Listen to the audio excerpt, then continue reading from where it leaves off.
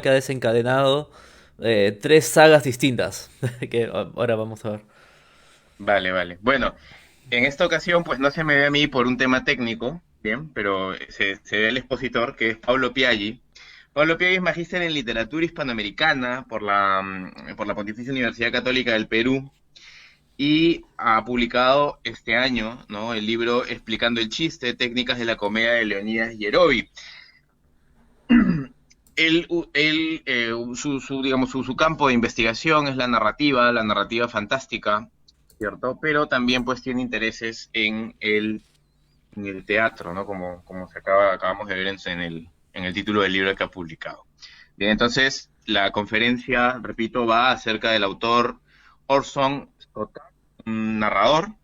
Bien, y pues luego de que Pablo termine de exponer, vamos a tener una pequeña conversación y vamos a atender a los comentarios del público.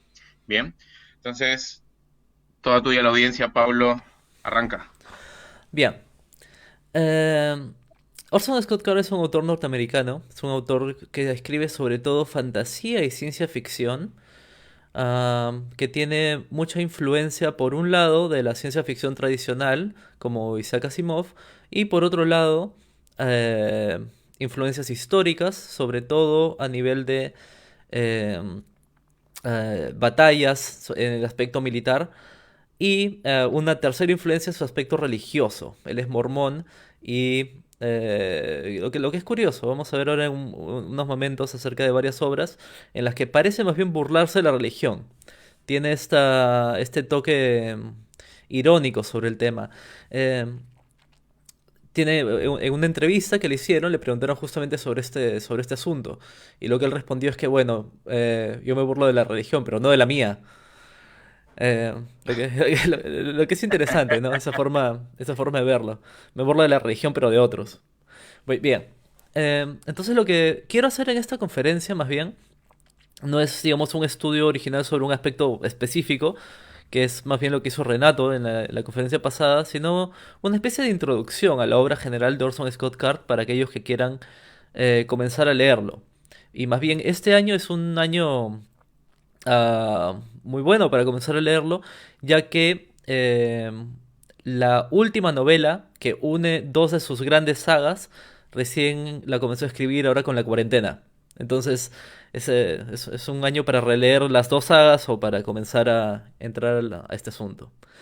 Bien, sobre todo voy a hablar en este momento de bueno, en realidad cinco sagas que son las más grandes que él tiene. Tres de ellas surgen a partir de Ender, del juego de Ender, que es en lo que me voy a centrar después. Comencemos entonces con la saga de Alvin Maker. Esta es una saga muy interesante. Consta de siete novelas, de las cuales la última todavía no ha sido publicada, y toca temas que después se repiten en otras obras de Orson Scott Card. Para empezar, esta no es una obra de ciencia ficción, sino que más bien es una obra de fantasía que está ubicada en el siglo XIX norteamericano. La premisa de esta obra es que Europa, con la Ilustración, ha expulsado o se ha deshecho de aquellas personas que estaban unidas a una magia cotidiana antigua. Y estas personas han terminado en Norteamérica. De tal manera que todas las supersticiones que tiene esta gente en realidad son ciertas. Y hay personas que tienen ciertos pequeños poderes, sobre todo con lo cotidiano. Por ejemplo, tienen el poder de hacer que nazca un hijo sin ningún problema. Tienen el poder de proteger la casa. El poder de prender fuego fácilmente, etcétera, etcétera. Este, Dentro de ese contexto nace un niño especial porque es el séptimo hijo de un séptimo hijo. De tal manera que los poderes mágicos que él tiene son unos ligados a la naturaleza, son mucho mayores que las otras personas. En ese contexto surge la gran dicotomía que aparece en la obra, porque las obras de Scott Card generalmente funcionan a partir de una dicotomía, de un enfrentamiento de poderes. En este caso es la diferencia entre el hacer y el deshacer, el construir y el destruir. Este Alvin, para empezar, su apellido es Maker, es Alvin el Hacedor, que constantemente cambia de apellido a lo largo de las bueno, 6 novelas publicadas hasta el momento. Al principio es Alvin Miller, porque su padre es molinero. Después es Alvin Smith, porque estudia para ser herrero. Y en última instancia, cuando logra él mismo convertirse en el primer hacedor eh, del mundo por los poderes que tiene, él mismo se autonombra Maker.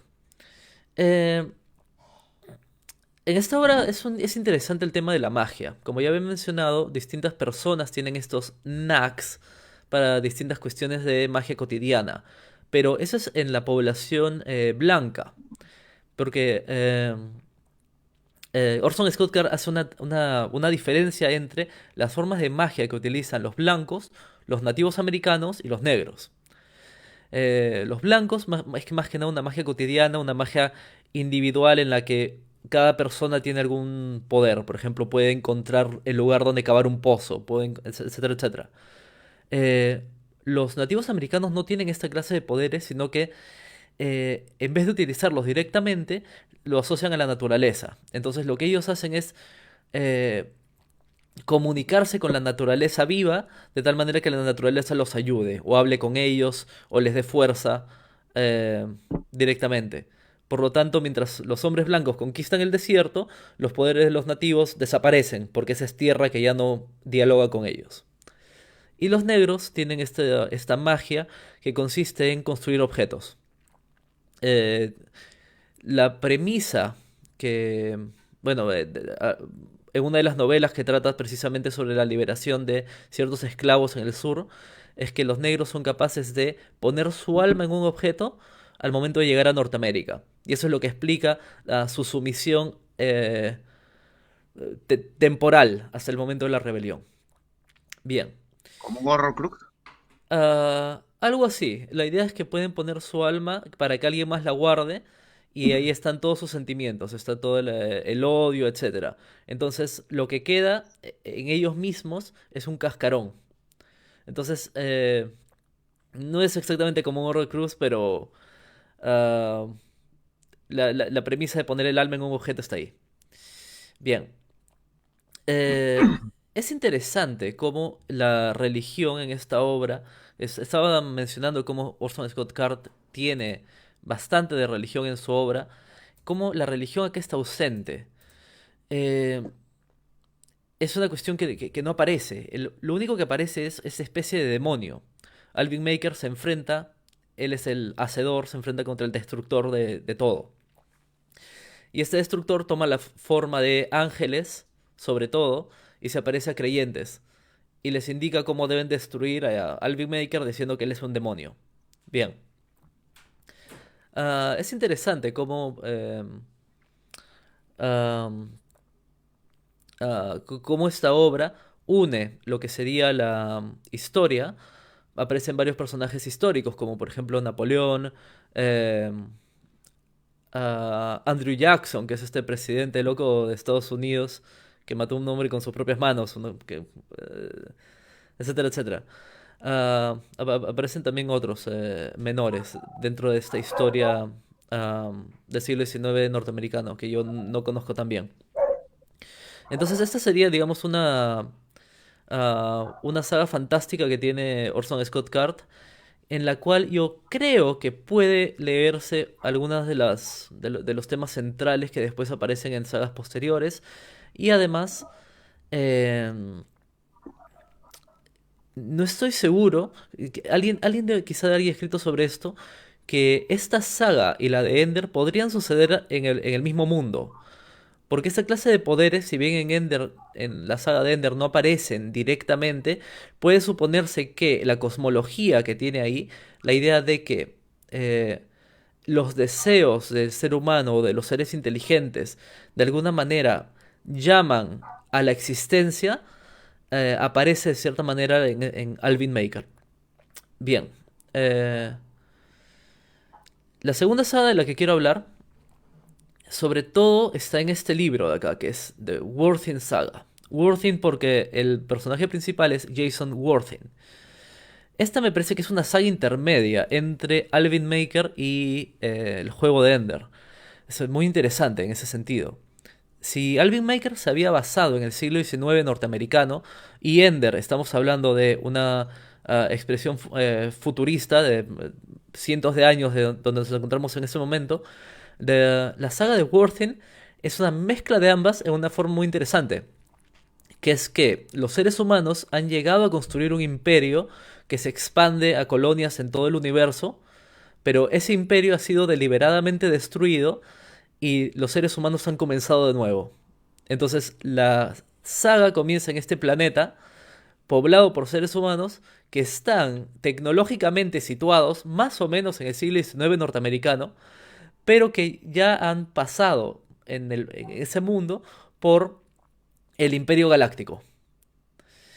Bien, ¿qué es lo que sucede en esta saga? En esta saga comienza con el Día del Dolor. El Día del Dolor es el día en el que la gente comienza a sentir dolor, comienza a ver muerte, comienza a ver odio. Eh, el padre del personaje principal le pega a su mujer y no entiende cómo, no entiende qué ha hecho porque nunca antes había pasado. Y ese mismo día aparecen dos extraños con ojos azules. Bien, y esos dos extraños quieren que el niño escriba un libro que sería básicamente la historia del universo como lo conocen. Lo que ha sucedido ahí es que en este imperio galáctico, una persona lo ha destruido, pero ha salvado a un niño que tenía el poder de ver en las mentes de otros y tenía ojos azules, brillantes. Este hombre, llamado Jason Worthing, ha construido la humanidad desde cero y ha puesto en, digamos, ha construido su propia descendencia también. Y su descendencia, conforme van pasando los siglos, comienzan a reproducirse entre ellos y obtienen más poderes, hasta el punto en el que son capaces de, desde un solo planeta, controlar a todos los otros planetas del mundo a través de sus prácticamente poderes telepáticos. Y pueden hacer que, si alguien se corta un brazo, le vuelva a crecer el brazo y no recuerda el habérselo cortado. De tal manera que la gente vive en este mundo sin dolor, sin pena, sin malos recuerdos, etcétera. Ah, una vez que esta comunidad de hombres con superpoderes prácticamente despiertan a su ancestro original, que es Jason Worthing, le piden que los juzgue. Le digan, mira lo que hemos construido. Hemos construido un universo de seres humanos que no experimentan dolor en absoluto. Y él lo que les dice es que son unos imbéciles. Les dice, miren lo que han hecho, que tienen que dejar de hacer todo esto. Y ellos le preguntan por qué. Y él les dice, bueno, mira, eh, para que ustedes me despierten, uno de sus hermanos ha tenido que sacrificarse y ha muerto. ¿Por qué ustedes no hacen que ustedes mismos lo olviden y se ahorran la pena? Y los tipos se escandalizan, dicen, no, ¿cómo podemos nosotros evitarnos ese dolor si la misma razón por la que evitamos el dolor de otros es porque lo conocemos?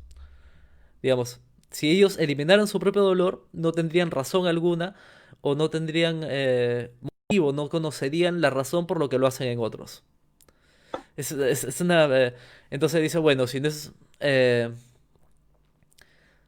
estás dispuesto en... eh, espérate, creo que se paró la transmisión por un segundo. Sí, ¿por qué? Ya Ah, volvió. Ya volvió. sí, vamos, bueno, vamos a ver si sigue funcionando. Bien.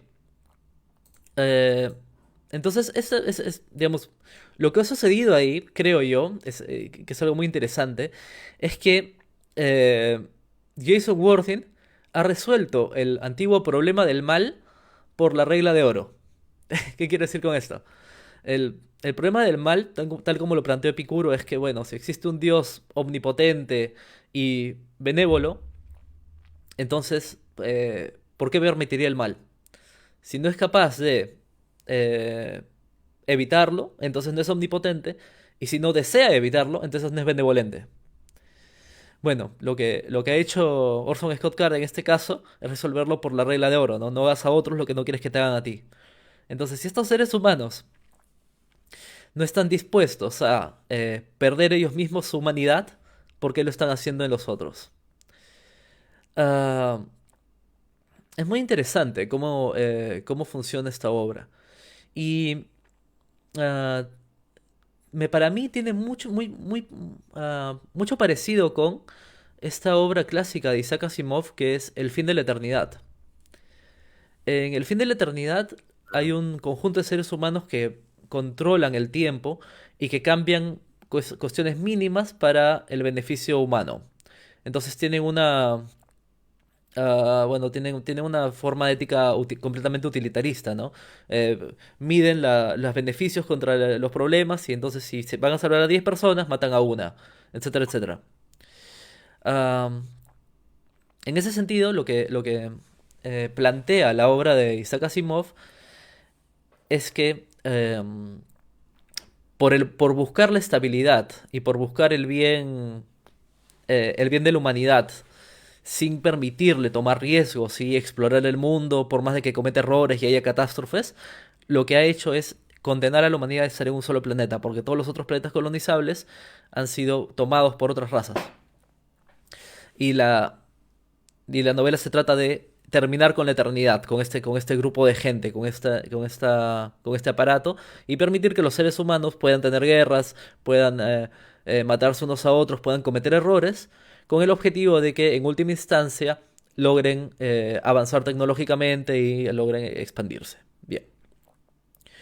Entonces tenemos dos sagas de Orson Scott Card, una que estaría basada en fantasía histórica y otra que es una mezcla, ¿no? Entre ciencia ficción y elementos fantásticos, porque no se explica científicamente, bueno, esta es una diferenciación importante, ¿no? Lo que sería la fantasía con la ciencia ficción. Esto está explicado normalmente con la teoría del novum. El novum es creación científica que es explicable científicamente. La fantasía no requiere de eso. La fantasía puede llegar a su destino a través de otros elementos como serían la magia, que es el caso del primer de Alvin Maker, o por elementos inexplicados, de poderes sobrenaturales, que sería el caso de la saga de Worthing. Bien, entonces llegamos ahora a la saga más importante de Orson Scott Card, por la que ha ganado más representación, la que eh, le ha logrado más enemigos también, y por la que ha sido más productivo, que es la saga de Ender. Ender, como me preguntaba Renato al principio, es en origen un relato de los años 70 y después una novela del 85. Y a partir de esta novela se ha expandido completamente y ha creado tres sagas diferentes. La primera es la saga de Ender, que consta de estos 5 libros, de los cuales quizás el menos importante sea Ender en el exilio, que se publicó en 2008, que es más bien una clarificación de una parte de la vida de Ender, pero que no es tan importante como las otras 4 novelas anteriores. Y existen además pequeños relatos que expanden la vida de ciertos personajes dentro de esta escuela militar a la que va Ender. El juego de Ender termina, si es que han visto la película o han leído el libro, termina con la eliminación completa de la raza de los fórmicos. Esta es la tercera guerra que la humanidad tiene con ellos y han logrado exterminarlos completamente. Sin embargo, una vez que la humanidad extermina a su enemigo alienígena, comienza a verse a sí misma y comienza eh, los conflictos internos de la humanidad, ya sea por religión o por nacionalidad, resurgen. De tal manera que la humanidad que se había unido en un solo gobierno y en una sola fuerza militar para vencer a los alienígenas, se desintegra y lo que buscan ahora es generales y comandantes para sus ejércitos. Y los van a encontrar en esta escuela, esta academia, donde formaron a los que eventualmente vencieron a los alienígenas. Por lo tanto, Ender no puede regresar a la Tierra. Porque si regresara, básicamente o lo matarían o lo esclavizarían. De tal manera que él va a las colonias que surgen después de la eliminación de los alienígenas y por el efecto de viajar a la velocidad luz pasan cientos de años, que es cuando comienza la segunda novela, La voz de los muertos y las que siguen. Sin embargo, a partir de esta saga es que surge la saga de las sombras. La saga de las sombras básicamente es qué es lo que sucede con los otros niños que fueron entrenados militarmente para vencer a los alienígenas y qué es lo que sucede con ellos en la Tierra. Básicamente la saga de las sombras es el volver a unir la Tierra de las distintas naciones bajo un solo gobierno, con los personajes que quedan acá. Luego la tercera sería una precuela, que sería la primera y la segunda guerras fórmicas, de las cuales están publicadas esas tres novelas sobre la primera guerra y después dos sobre la segunda. Falta publicar todavía las reinas de los aliens. Bien, ah, no voy a hablar mucho más de estas dos sagas. Básicamente lo que sucede en ellas es una consecuencia de lo que sucede en el juego de Ender. Así que voy a ir más que nada ahí. Bien. Ah, es interesante la forma que tiene Orson Scott Card de escribir ciencia ficción. Orson Scott Card incluso él mismo admite que él no es un aficionado de la ciencia y él no es un científico en absoluto. Por lo tanto, cuando él escribe ciencia ficción, sus intereses realmente no son por la ciencia que está creando. Por eso vemos también que muchas veces no diferencia los géneros y inserta fantasía y ciencia ficción de manera aleatoria casi. Pero por lo tanto, si ustedes quieren leer a Orson Scott Card, no esperen una explicación detallada de los procesos científicos, cómo es que se han descubierto nuevas formas, etcétera. Existe desde un aspecto, digamos, creativo, pero no existe desde un aspecto científico en absoluto. Lo que le interesa a Orson Scott Card son, para empezar, los problemas éticos que crea esta especie de experimentos mentales, esa especie de nuevas realidades, y por otra parte tiene bastante interés en la parte de la estrategia militar. Esas son las dos grandes vertientes en las que surge, sobre todo el juego de Ender, pero también las novelas que siguen. Eh, Bien, ¿qué es lo que sucede en el juego de Ender? En el juego de Ender, básicamente lo que ha sucedido es que los seres humanos quieren contraatacar contra los fórmicos y por lo tanto necesitan un general, necesitan un comandante. Por ello, utilizan ciertos eh, tests psicológicos para descubrir cuál es el niño que tiene las características necesarias para ser el mejor general de la historia. Esa es la premisa. Y una vez que lo obtienen, que en este caso sería Ender, cómo entrenarlo y cómo producir en él este resultado.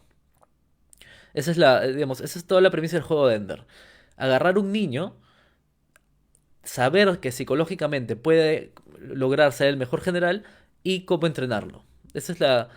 Básicamente todo el juego de Ender es un experimento que tiene como propósito salvar a la humanidad. Bien. Es muy interesante cómo se construye este perfil psicológico del personaje.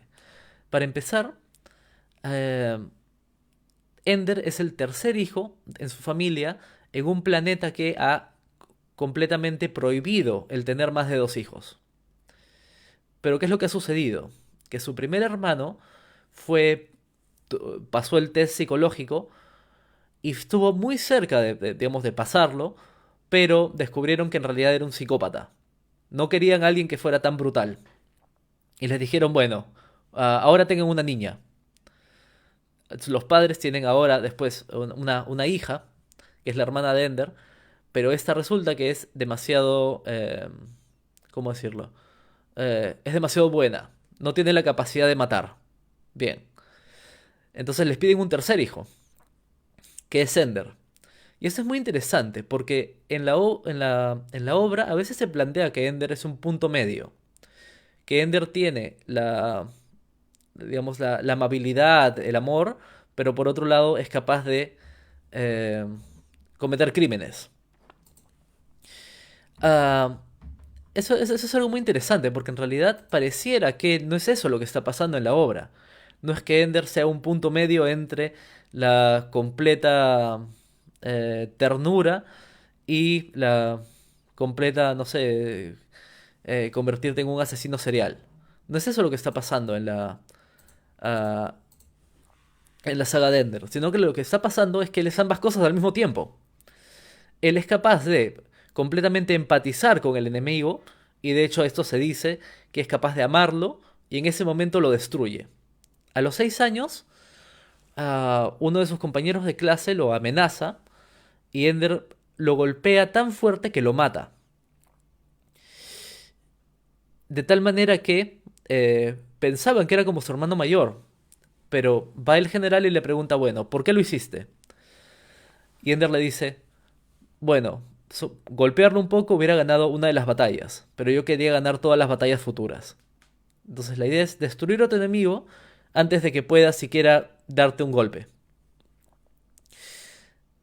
Esta, esta, eh, esta forma en la que funciona la, digamos, la psicología de Ender, que es precisamente lo que los militares necesitan, me parece que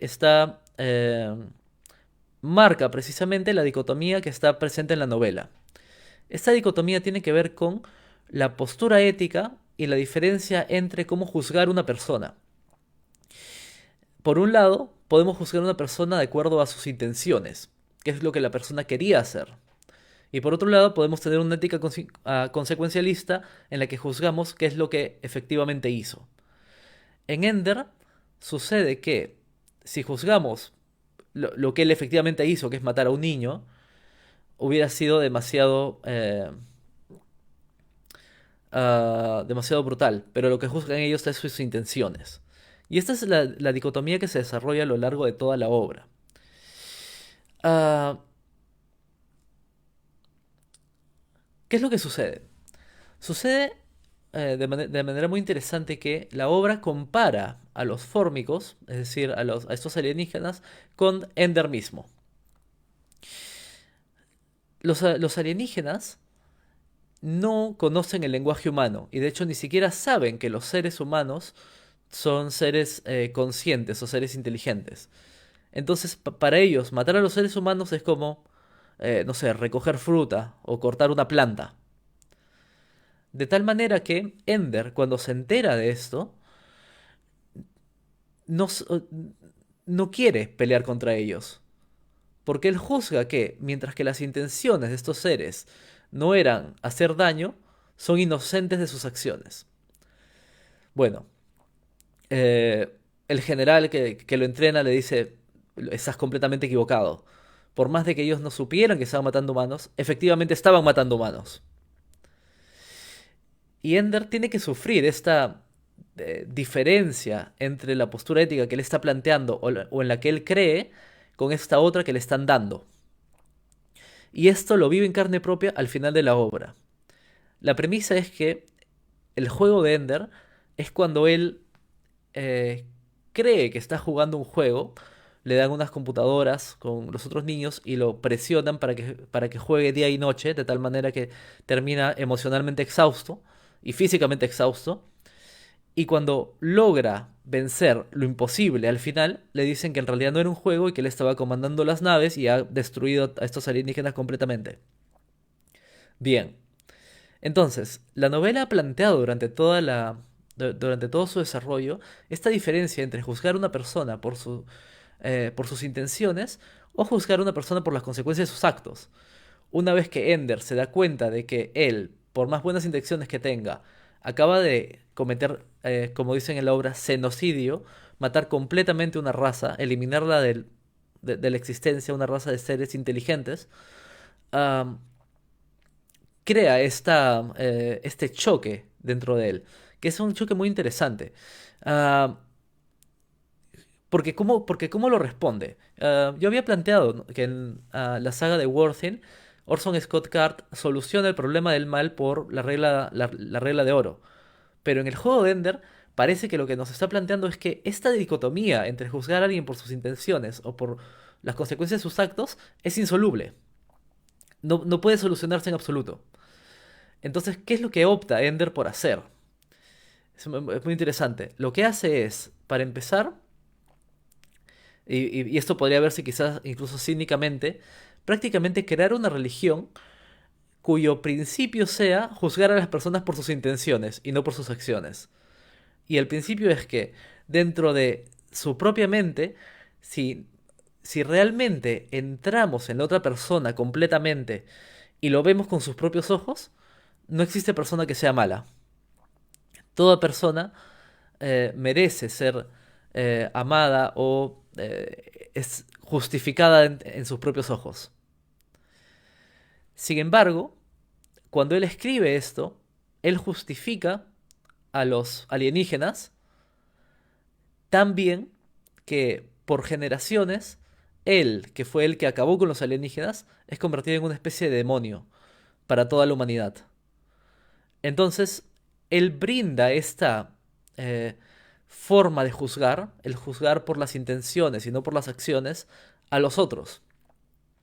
Y crea toda una religión de habladores eh, de los muertos, cuyo trabajo es hablar la muerte de alguien y explicar cómo esa persona, en sus propios ojos, era buena. Sin embargo, él no puede perdonarse a sí mismo. Entonces, pareciera que, mientras que él postula una ética completamente subjetiva a partir de las intenciones de las personas, él sabe interiormente que eso no cambia el hecho de que las acciones que él realizó tuvieron consecuencias fatales. Entonces crea eh, esta posición insoluble entre dos posturas éticas, que se desarrolla en las novelas siguientes, de manera mucho más interesante quizás, ¿no? Porque el juego de Ender es una novela que comienza y termina dentro de sí misma, y que si bien plantea una secuela, las tres novelas que lo siguen, que es La voz de los muertos, Ender el Genocida y Hijos de la Mente, son mucho más interesantes, ya que los problemas éticos que plantean son mucho mayores, ya que ahí efectivamente hay la posibilidad de interactuar entre ser humano y alienígena, con otra nueva especie y con la especie de los fórmicos que revive. Bien. Entonces, como había estado planteando, Orson Scott Card tiene ciertos temas y ciertos parámetros que resurgen siempre en todas sus sagas, que serían ciertas dicotomías entre problemas éticos que intenta solucionar y que en algunos casos en la misma saga se solucionan y en otros no.